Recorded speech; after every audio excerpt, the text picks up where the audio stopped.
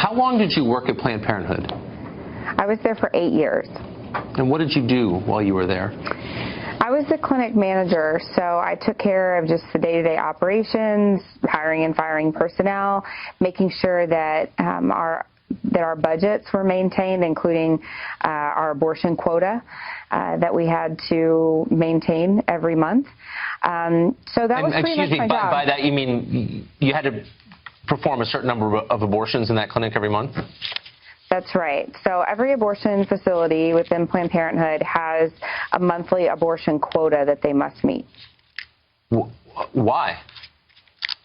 That's how they make their money. About 50% of their income is just cash from abortion services. And so in order to keep their clinics open, they have to sell so many abortions. But what about all the mammograms and life-saving work they do? Yeah, you know, funny about mammograms, there's not a Planned Parenthood in the country that provides mammogram services. They don't provide prenatal care. They don't do a lot of the things that they say that they do. So basically it's an abortion clinic.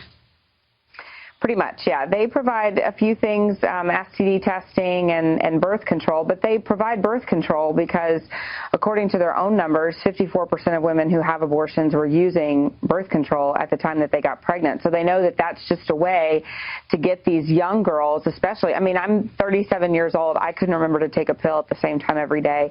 So, you know, get these young girls in there, put them on a pill with or a method with a high human error rate, and eventually they're going to end up pregnant, and that's another way to sell them an abortion.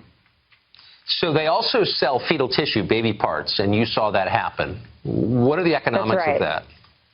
Yeah, at the affiliate where I worked, we sold the whole body for about $200 per fetus. That went to a company called Amphioxus.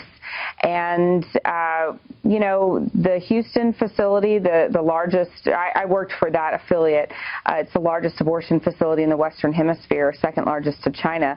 And we had capacity to perform about 75 abortions every day, 6 days a week.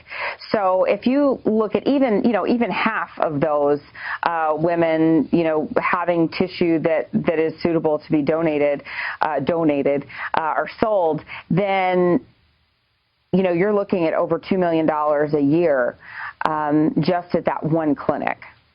But I thought that Planned Parenthood or any facility like Planned Parenthood is not allowed to sell human parts. Yeah, it's interesting because the way that they line item everything, it looks like it's a legitimate business transaction. But because the law says that they can charge for things like shipping and handling and you know, things like that. And so if they line item it correctly, then it looks like that you're just paying for handling services or for shipping services. But really, there is no additional handling involved. There is no additional shipping involved. Amphioxus came and picked up the parts from our facility. But if you line item it correctly, then that's how they're skirting around the law. So in your 8 years there, did any of your coworkers ever acknowledge how ghoulish and horrible the whole thing is, just the whole enterprise that you were in the middle of?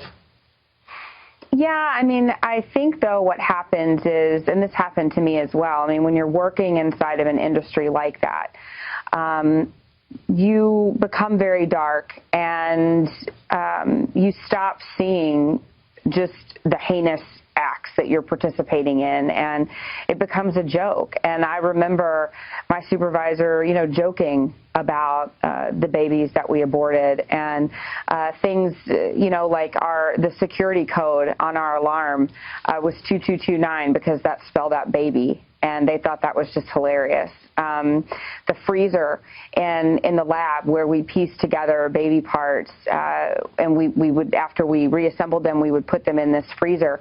Everybody jokingly called that the nursery. So you begin to have this very dark humor, and even though, I mean, you have to at some point recognize what we're doing is really heinous and really gruesome, you sort of build up this callous. Looking back, how do you feel about it all, that you worked there? Well, I mean, I'm certainly sorry that I participated in something like that, but I feel like I've really been given an opportunity now to speak out about the experiences I had and turn the evil that I participated in into something good. And so that's what I'm trying to do. Well, we're grateful that you came. I mean, this is a subject cloaked by euphemisms, and it's just nice to know what choice really means. Thanks for telling us, Abby. Thank you so much.